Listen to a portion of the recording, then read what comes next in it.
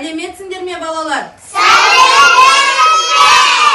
Балалар, бүгінгі біздің су тіршілік көзі атты сабағымызға қош келдіңдер. Ал ендеше балалар, орнымыздан тұрып, сабағымызды бастамас бұрын бір-бірімізбен амандасып, шарттық шеңберін жасап алайық, солай ма? Күннің көзі ашылып, көкке нұры шашылып, қайырлы күн балалар, қайырлы күн достарым. Жарайсыңдар балалар, орнымызға отырамыз. Балалар, сабағымызды мен сендерге жұмбақ жасырумен бастағым келді. Сендер жұмбақ шешуге дайынсыңдар ма? Ал ендеше менің жұмбағым. Дәмі де жоқ, түсі де жоқ, бірақ оның пайдасы көп. Ол не екен? Су, дұрыс айтасыңдар, су. Ал балалар, қараңдаршы, мына артымызда үлкен ненің суреті бейнеленген? Жер шарымыздың суреті бейнеленген, я? Ал енді осы жер шарымыздың басым бөлігі қандай түс? Көк түс, дұрыс айтасыңдар. Ал біздің суымыздың түсі қандай түс? Көк түс. Сондықтан қараңдар балалар, біздің жер шарымыздың жартысы сумен қамтылған екен, солай ма? Ал балалар, мына біздің артымызда ненің суреттерін көріп тұрсыңдар сендер?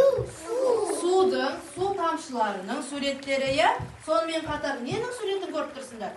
Балықтардың суретін көріп тұрсыңдар, я? Ал балалар, қараңдаршы, су тіршілік көзі деп неліктен айтылады? Біз сусыз өмір сүре алмаймыз, солай ма? Біз кішкене жүгіріп далаға ойнаймыз, бір-бірімізбен қуаласып ойнаймыз. Сол кезде біз су ішкіміз келеді ма? Шөлдейміз, я?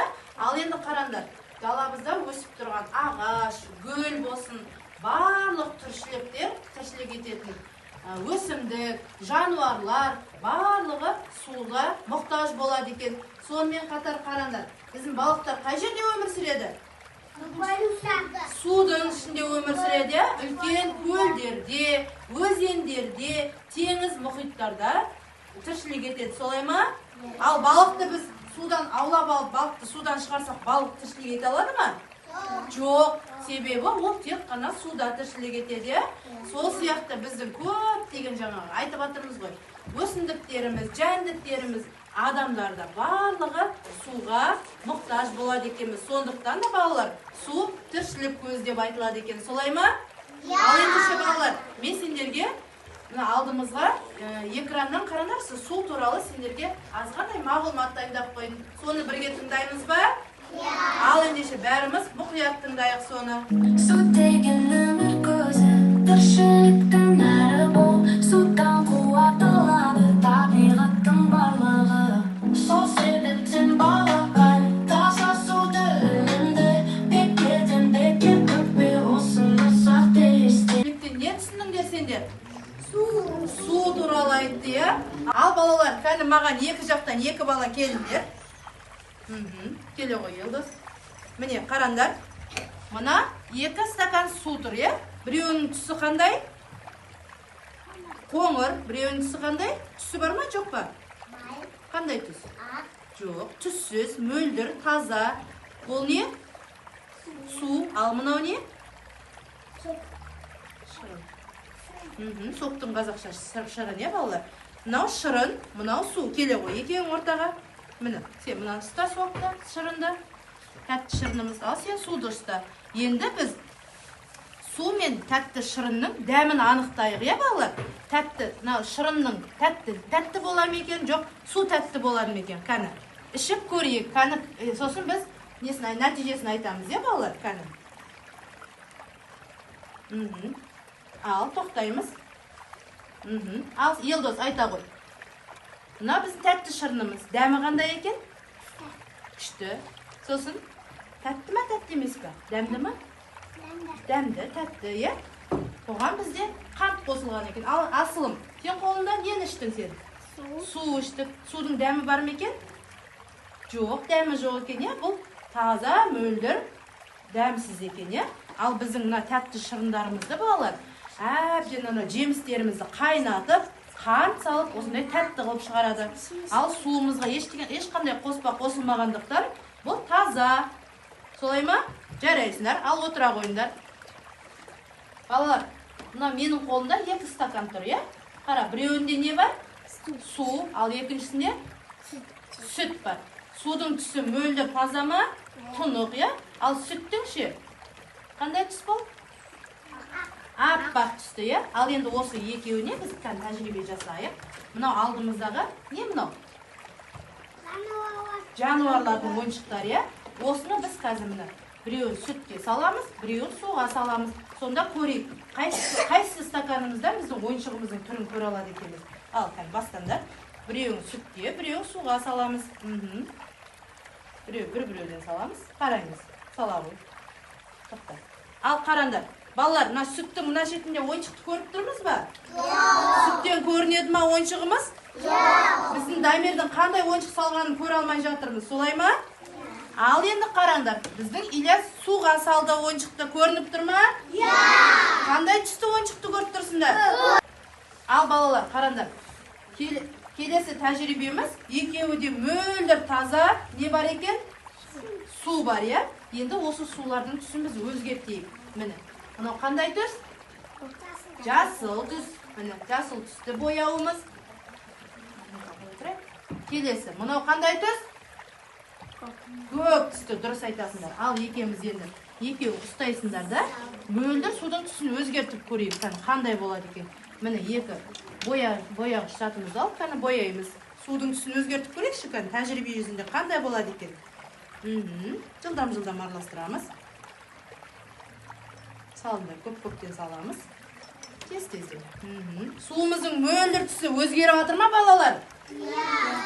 Амирдікінің түсі қандай болып жатыр? Жасыл түске айналып жатыр. Ал Әлтайырдың? Көк түске айналып жатыр.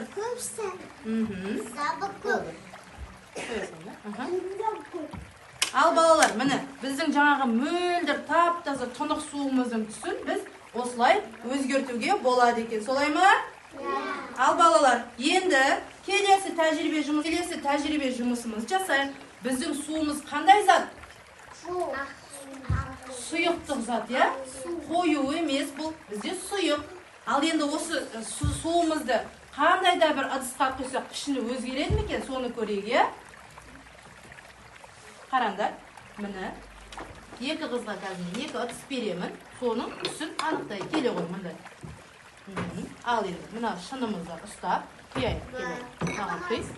Біріншіміз балалар біздің шұңғыл ыдыс. Болды.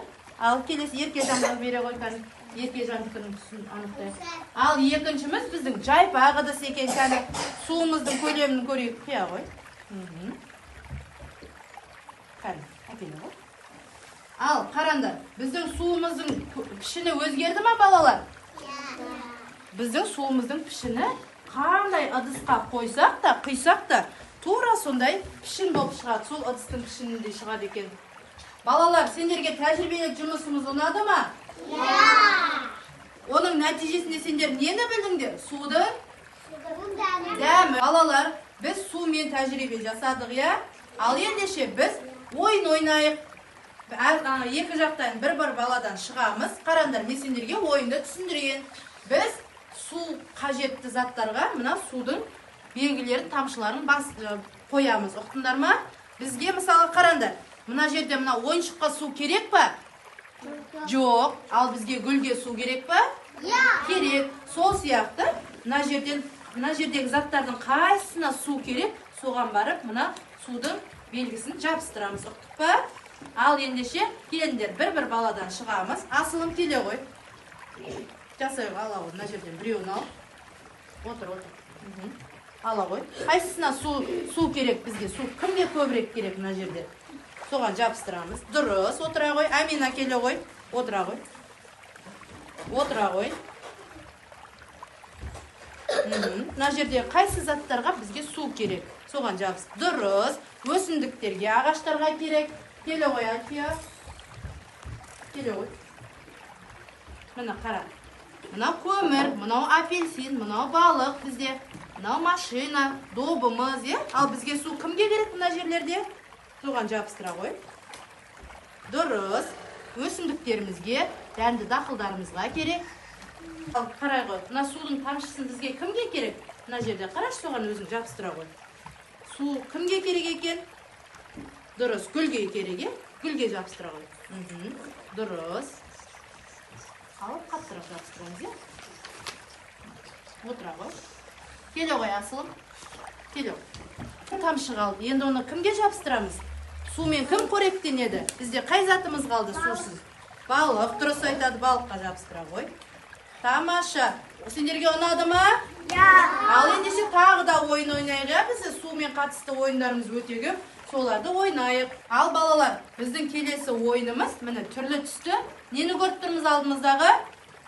Түрлі түсті суларды көріп тұрмыз, Ал соған мынау біз мақта дөңгелекшелерін бояймыз осындай әртүрлі түспен. Жарайды ма? Кімде қандай түс шығады екен? Кәні көрейік. Бәріміз бірге кемпір қосақтың суретін жасайық, Ал ендеше келіндер ортаға 4 бала кел. Томим, не қарай тұралым? Баста. Бастаймыз. Келер мына жағын саламыз. Қысып саламыз, Жылдам-жылдам бояймыз. Суға салғанда қысамыз.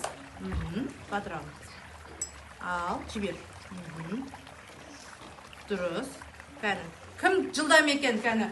Жылдамдықтарымызды қарайық,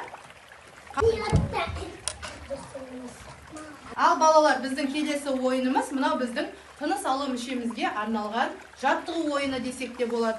Ол үшін сендер екі допты аласыңдар, сөйтіп мына судың ішіне қойып, үрлеп мына жерге түсіруіміз керек. Жарайды ма? Ал ендеше келіндер екі баладан шығамыз. Үрлендер. Молодцы, саламыз. Үрлейміз, қаттырақ үрлейміз. Жарайсыңдар. Шарикті саламыз тобымызды. Енді үрлейміз. Қаттырақ үрлейміз. Жарайсың, Айла. Бәрі кеттік. Жарайсыңдар. Екеуі де теңдей түсті, Балалар, бүгінгі сабағымыз сендерге ұнады ма? Ал бүгінгі сабағымызда біз не істедік, қаны қорытындылап өтейікші? Су туралы мәліметтер білдік, солай ма? Көп деген, Су туралы не жасадық біз? Тәжірибе жасадық. Су туралы ойындар ойнадық, солай ма? Сендерге ұнады ма? Ал ендеше балалар, біз сусыз тіршілік ете алады ма екенбіз? Жоқ, сусыз өмір сүре алмайды екенбіз, солай ма? Біздің ағзамыздың өзі судан тұрады, солай ма? Ағзамызға, адамға керекті мөлшерлі сулары болады екен. Ал балалар, біз суды үнемдеуіміз керек. Оны бекерге құр ағызып, ысырап жасауымызға болмайды екен, солай ма? Жарайсыңдар балалар. Су адамның тіршілік көзі. Балалар, өсімдіктер, жануарлар барлығы сусыз өмір сүре алмайды. Бүгінгі сабағымызды осымен аяқтаймыз. Сендерге көп-көп рахмет. Балалар, су туралы аз да болса мәлімет ала алдық па? Балалар, біз су туралы аз да болсын мәлімет ала алдық па? Ал ендеше орнымыздан тұрып, сабағымызды аяқтайық қана. Мөлдір су бізді салқындат. Беті қолды жуып жат. Тазалық біздің досымыз. Біз де саған қосылдық. Жарайсыңдар балалар. Осымен бүгінгі біздің су тіршілік көзі атты сабағымызды аяқтаймыз. Келесі сабаққа дейін сау болыңдар.